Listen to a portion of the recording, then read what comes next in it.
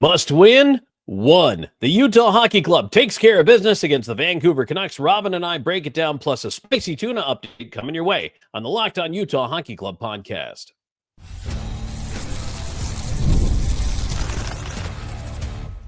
You are Locked On Utah Hockey Club, your daily podcast on the Utah Hockey Club, part of the Locked On Podcast Network, your team every day.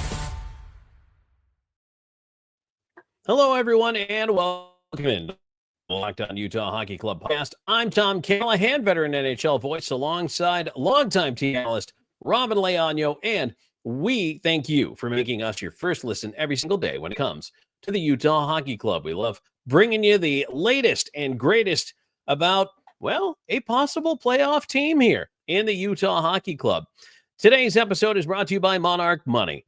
Take control of your finances with Monarch Money. Use our code LOCKEDONNHL at monarchmoney.com for 50% off your first year. Rob and I labeled this game a must-win coming into it, especially after the way I'm going to say it slipped away against Seattle. I felt that was a game they had to win. They lost. But now, midway through this road trip, they're at 1-1. 3-1, they beat the Canucks heading into Edmonton on Tuesday. At least they're level, but I'll tell you what, because of where Vancouver is in the standings, this game was so important, not only for Utah to get their points, and they got them in regulation, but also to deny Vancouver the chance to get any points in the standings. You know, it's really interesting, Tom, because going into this, you and I were talking about what this the next swing is going to look like for the next day of their games, and that included the games against Seattle and Vancouver. And I'm like, all right, I want them to get X amount of points, but with the stipulation that two of those points needs to be a regulation win over the Vancouver Canucks. And that's what they did. They got a regulation win over the Vancouver Canucks. Really crucial, because at this point in the season, we're going to get into a little bit when we get to our wildcard update, but I'll even just give you guys a sneak preview. It's doors are blown wide open. It's anybody's game. Yes, absolutely. And boy, now how big do those 2 points look against Seattle that they did not pick up? Mm-hmm. But let's take a look back at the summary from this one. 3-1 was your final, and the scoring didn't start till the second period. And believe it or not, Vancouver scored first. Power play goal at 2:37 from Quinn Hughes, his 16th from Pettersson and DeBrusk. But then it was all Utah after that. And honestly, I feel like it was all Utah for a lot of this game. They just weren't putting away their chances, especially in the first period. They finally get to it. 12:04, Kevin Stenlund, my boy, ties it up from Bukestad and Carconi. And Bukestad draws into the lineup tonight, coming back off the injury. And then in the third period, another even strength goal at 5:08. Logan Cooley back on the scoring side of things with his 18th from Durzi and Schmaltz. And then an empty netter for Keller, his 24th.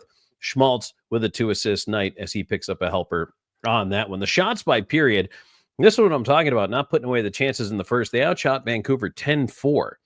And then they outshot them 7-6 in the second period. But Vancouver outshot Utah 6-9 in the third. So it was 23 for Utah, 19 for Vancouver, 0 for 1 in the power play for Utah, and then 1 for 3 for Vancouver with the man advantage.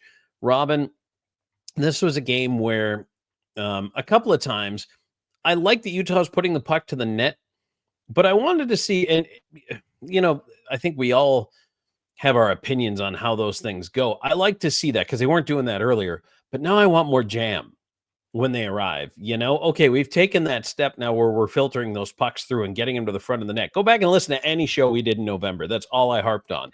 Now they're doing it. Okay, now step 2 of that is get to the front of the net and be angry. Battle for that puck and pick up the trash, put it in the net. You know, it's interesting. It's one of the things that that we've talked about not only in the show, but it's something that I even tell, you know, anybody who's playing hockey, right? When as anyone knows, it's the long time listening to the show. I'm also like a pseudo player coach, right? And I'll tell my team, shoot to the net. Step 1. 2, someone get in front, grab the rebound and just jam it in, because that's going to work. You can grab it. If you aim for the pads, you're going to get a rebound. You're going to get a good shot on that second chance. We want to see more of the second chance shots because that's kind of where we can kind of label the quote high danger because, well, because you got a better shot at those. A lot of better shot at those. And sometimes the goalie is going to miss. Make him make a save. Maybe they didn't see it, but if you've got a body in front of the net, you can get a tip, you can get a screen, you can get a rebound. There's a lot of good things that can come from that. So get there, be feisty about it, be angry, battle for those loose pucks, put them away. But you know what? I think Utah has to do it too. Yes, absolutely. They absolutely have the size to do it. And I think for the most part, I mean, it's a little late, right? But things are starting to come together. But it's a little late, but not too late. You know what I'm saying? Yeah. Absolutely. And that's kind of where we want to be. And like it is that little like, straddling on the line, right? It's like where they're finally figuring it out. We would prefer them that they figured that out like 2 months ago. But I mean, hey, I guess later is better than never. Yeah, exactly. They still have a chance. And we're going to talk about those standings. I want to talk a little bit about TOI before we go to that. Time on ice tonight among the defense was pretty evenly split out. But Robin, I was a little surprised. John Marino actually logged the most ice time at 24:06 tonight. Sergachev 23:36, Mata 22:27, and then Dursey at 19:19. So those are your top four defensemen. Of course, Cole and Kesselring were the other ones. And again, I like Cole on a 5-6 pair. He plays more minutes because Cole plays those hard defensive minutes. He played 255 shorthanded tonight. So I don't mind that for him. And of course, Kesselring is the one defenseman that really only plays 5-on-5. Everybody else is doing double, if not triple duty. They play penalty kill, power play, and 5-on-5 minutes. So the way the minutes are falling right now, I actually really do like that. I think that to me, that's a comfortable role for Kesselring. I don't know that I have more confidence in him right now. He seems to be the one guy who's still figuring it out positionally, still making the odd mistake. I have a lot of faith in the rest of the guys, but in this learning process, again, we talked about it. This is the first time you've had a healthy D core all year. So there's learning to be done with everybody, different D partners, kind of settling into your pairings now and really kind of finding that continuity. I mean, it's nice like that. Hey, I mean, I'm glad you mentioned, that this is the first time we've had a healthy D-core. But you're right. They're still figuring things out, kind of working with each other because a lot of these players didn't get the chance to play with each other for the majority of this season. But, I mean, if you name, who the top four is, I mean, let alone the entire, all three pairs, but the top four, it's like you think about it, like that's an incredible defensive unit. Yeah, but if this team played an entire season to each other, they'd be like unsolvable. They'll show some gaps, but they're still really strong, which shows to me a lot of promise. I'm hopeful that they'll get that steam at the right time. These guys have it. Robin, do you know who the key to this whole thing is? What's that? I'll tell you in a minute.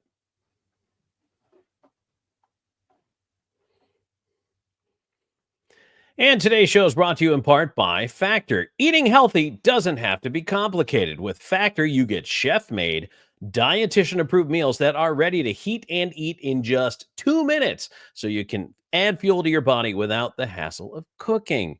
Factor meals arrive fresh, they're never frozen, and with 40 options across 8 dietary preferences each week, you can customize your menu to fit your goals, whether that's calorie smart, protein plus, maybe keto is your thing. So it's convenience that meets nutrition. I love how Factor, they keep you on track because the meals are healthy, they're delicious, but it cuts out all your prep.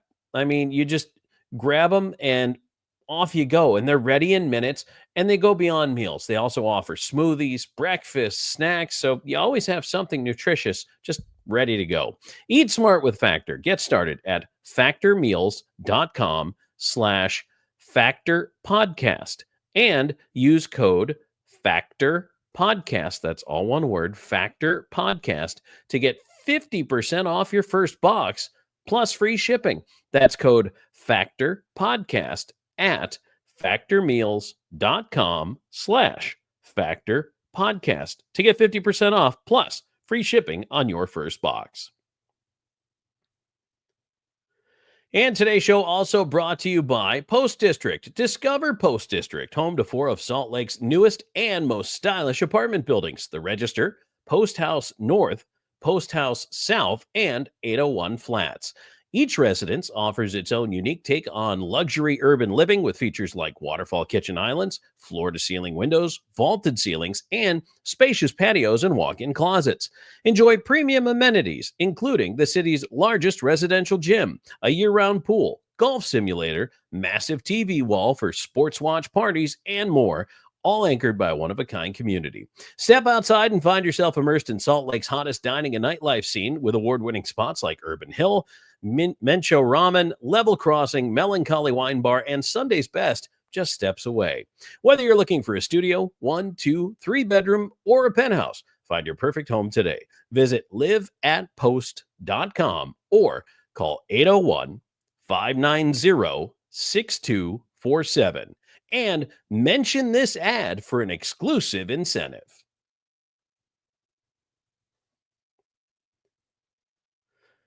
Tom Callahan, Robin Leaño here with you on the Locked On Utah Hockey Club podcast. We still have a spicy tuna update coming your way here in just a little bit, plus the wild card update. But Robin, I said we're not talking about the key to this whole thing. And honestly, you could talk about the scoring is coming around and it's nice. And there's some linchpins there, some very important players. It's good to have a healthy defense.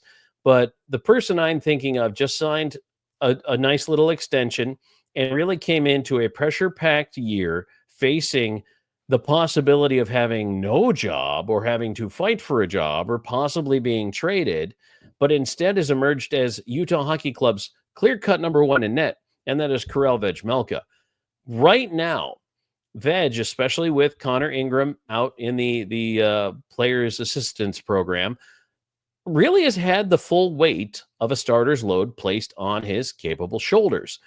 I think Veg has responded well, has made the big saves, and even there were some big-time scrambles in tight tonight. There was a lot of presence around the front of the net, and I would like to see Utah clean that up a little bit better. But I got to tell you, Robin, one of the things that impressed me most, and maybe wasn't there last year for Veg, was just a much more calm and collected demeanor, looking for the puck, finding it, covering it, or trying to play it away. And just there's a little different vibe right now around the Utah net, and I like it.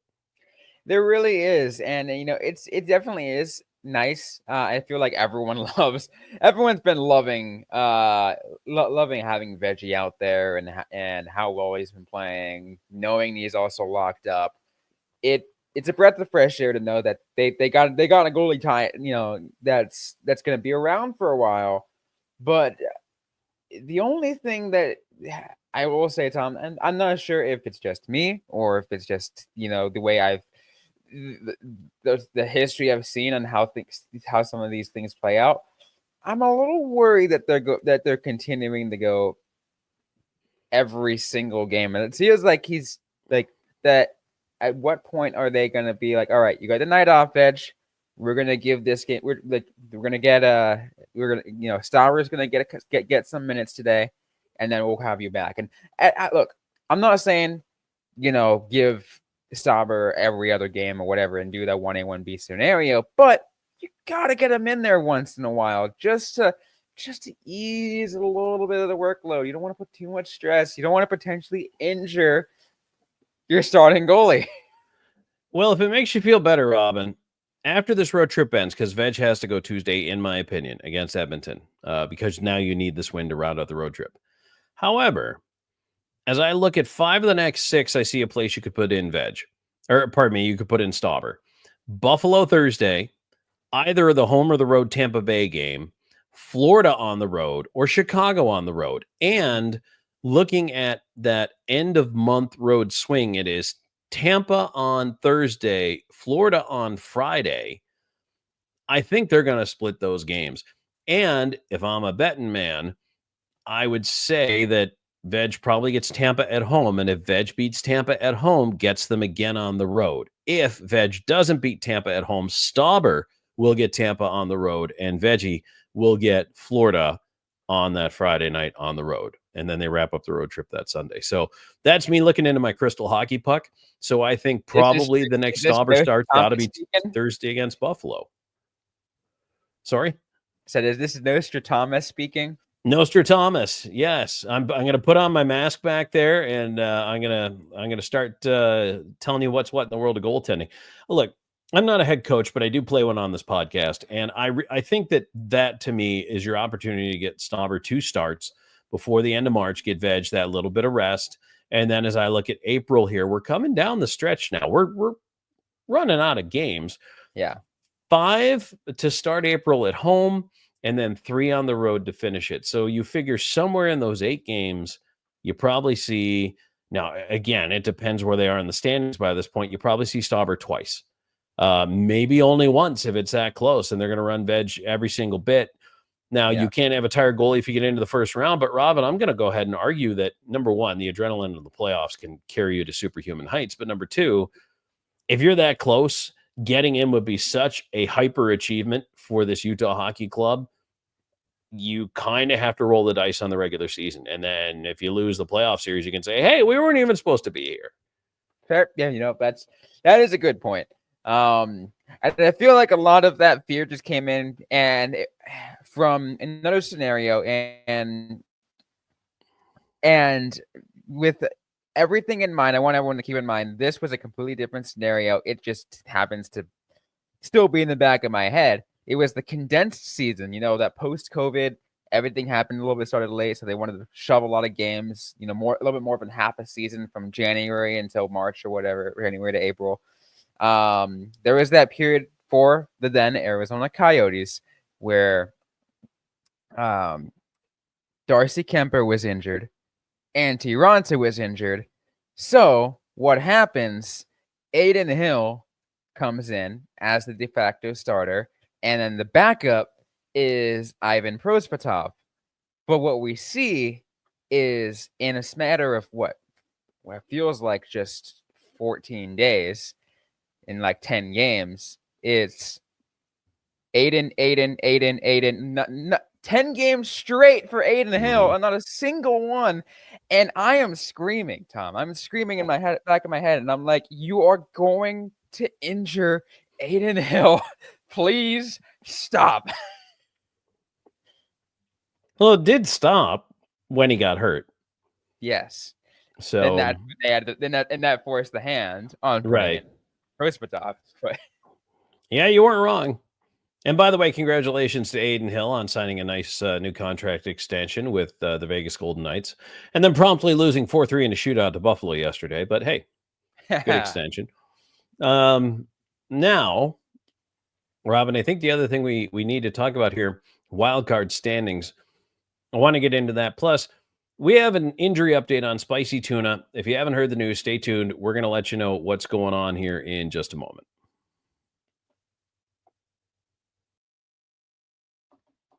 And today's episode is brought to you by Wonderful Pistachios. Looking for a snack that's both delicious and nutritious? Crack into a source of protein with Wonderful Pistachios.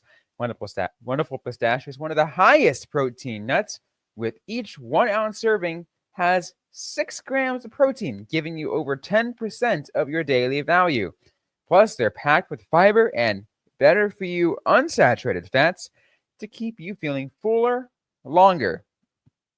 I'd say I absolutely love snacking on my pistachios. I can kind of go between different ways. Like, you can, any way I can enjoy it. I do love the feeling of cracking open that shell. I feel like that slight bit of extra salt to me just is that gives me that sense of euphoria. And that's what I'll tend to do every now and then. But if I'm on a road trip, like let's say I'm driving from here or going back, between the Phoenix area and go down to Tucson to catch a Roadrunners game, or maybe I'm going up to Las Vegas, maybe I'm going up to California, maybe I'm going to Salt Lake City, wherever I'm going on a road trip, I like something that's easy. That's where the no shells variety comes in. It's the perfect grab and go snack for those busy days or even when I'm on my, at my desk or really anything. It's really easy to just grab. I don't have to worry about it. Don't have to think about it. Plus, once again, it's got all that protein on the amino acids. Just absolutely easy. And of course, the best thing of all, they absolutely taste delicious. Get snacking and get cracking with a snack that packs a protein punch. Visit wonderfulpistachios.com to learn more. And today's episode is also brought to you by Monarch Money. Ever check your bank account and wonder, where did all my money go? Between dining out, online shopping, and entertainment, it's easy to lose track. That's where Monarch Money comes in. It's your personal CFO, giving you full visibility and control over your finances. Monarch Money isn't just a budgeting app, it's a complete financial command center. You can track all your accounts, investments, and spending all in one place, so you can stop just managing your money and start building wealth. I know for me, when I started using it, I had things everywhere, and my budget, my money management was absolutely everywhere. I had my bank account here, I had my 401k there, I had a separate IRA over there. It just absolutely got crazy. I put all my accounts kind of like all being able to get that visibility with Monarch Money, seeing where everything is being managed, seeing where I'm spending things. Sometimes I'm wondering, hey, why did all of a sudden I go from like this amount of money to now like less than half of what I thought I had? It allowed me to keep a track of that. It's got all that all-in-one convenience, so I don't have to go through all those multiple apps anymore to keep track of where I'm at, where the spending's at, or where my goals are, how much return on investment I'm getting on those 401ks. It's really easy to take control of your finances with Monarch Money. Use the code LOCKEDONNHL at monarchmoney.com for 50% off your first year. That's monarchmoney.com, code LOCKEDONNHL for half off your first year.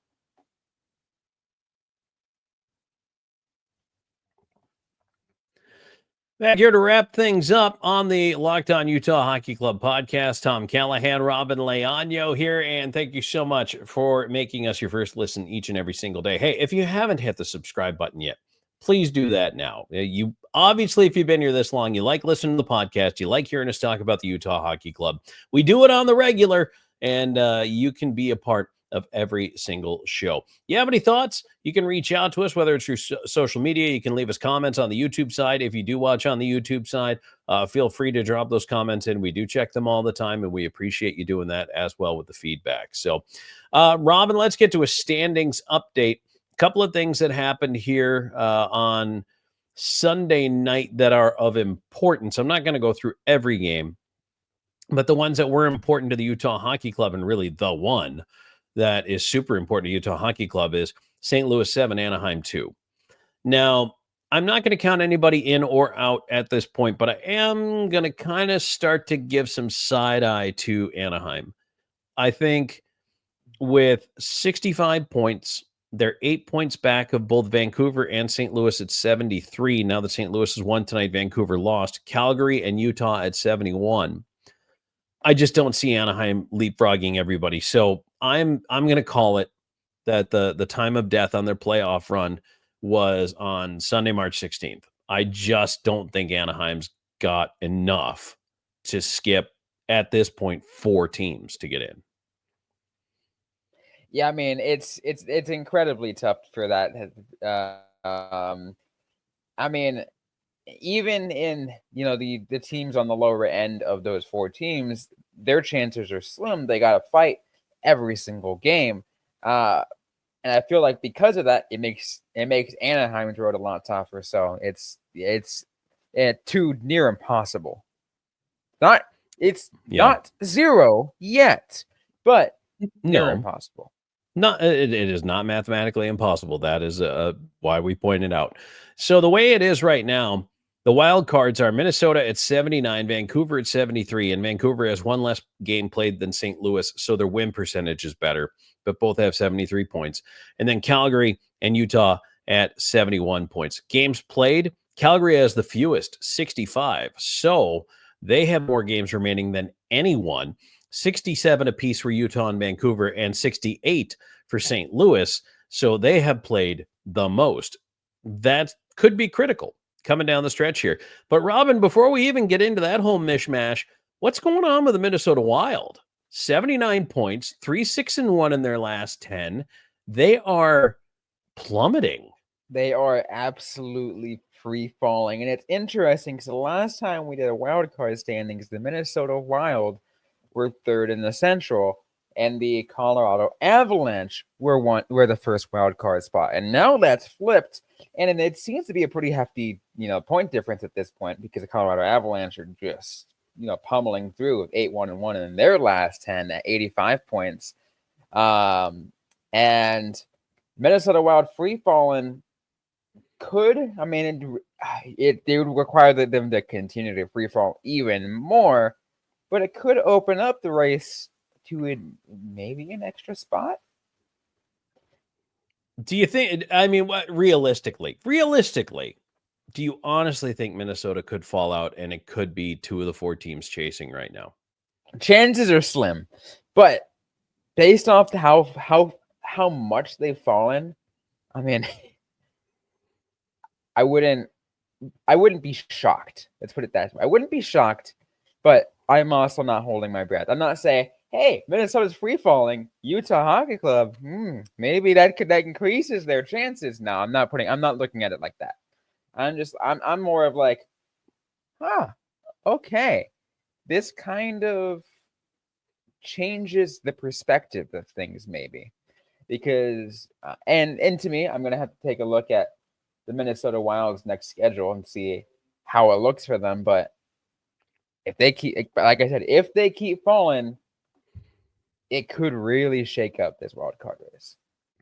Now, among those four teams we talked about, Canucks, Blues, Flames, and Hockey Club, Utah is the second hottest. They're 6-2-2 in the last 10, but now St. Louis is 7-2-1. And of course, they just smoked Anaheim tonight.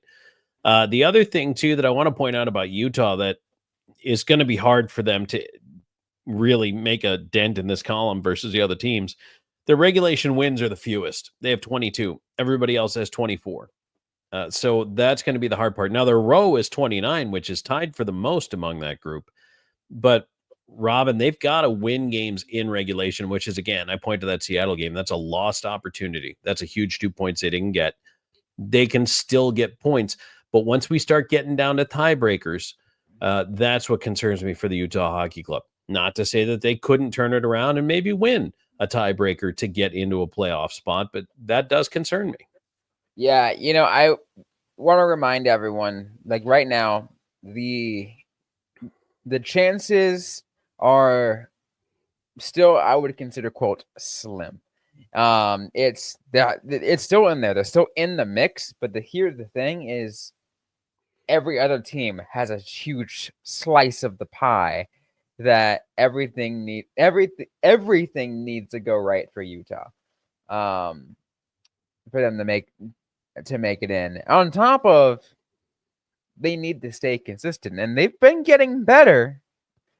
But I'm also waiting for waiting for them to drop something, for something happens in the game, and all of a sudden they lose.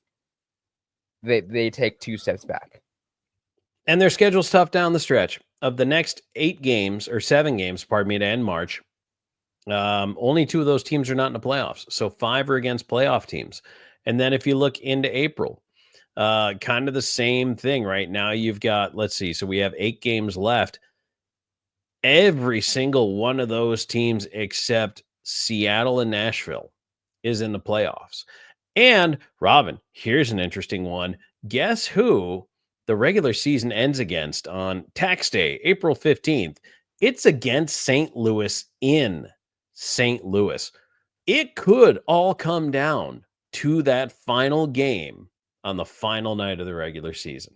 So you're telling me that there's a chance that the final game of the regular season to get in the playoffs could hinge whether or not Clayton Keller plays incredibly well against his hometown again? Yes, in his hometown. Also, I'm curious to know how well does the Utah fan base travel? Oh, I would love to see that. Wouldn't that be wild to have 1,000 Utah fans there? That would be so nice, right? That'd be I will crazy. say, I will give some credit. I've been following on Twitter. I've been seeing that there were some Utah fans posting about their road trip up the Pacific Coast. Follow them to Seattle and Vancouver. It's a nice trip. Why wouldn't you? Yeah, I mean, I would love. I mean, Seattle's a beautiful city, and I've never been to Vancouver, but I've only heard great things. So Vancouver was one of my top 3 cities when we would go on the road with Nashville. it's Top 3. it's the Pacific Northwest. It's a great area to be. So Just gorgeous. Absolutely gorgeous. So I don't see why you wouldn't want to make that trip. All right, before we wrap things up here, Robin, before we leave the wild card discussion, anything else you want to put in there that we haven't covered? no, I feel like that. Feel like we covered as much as we could. Because we're going to talk about it again tomorrow, and we're going to talk about it again the day after that, because it's always going to shift just that little bit. Continued.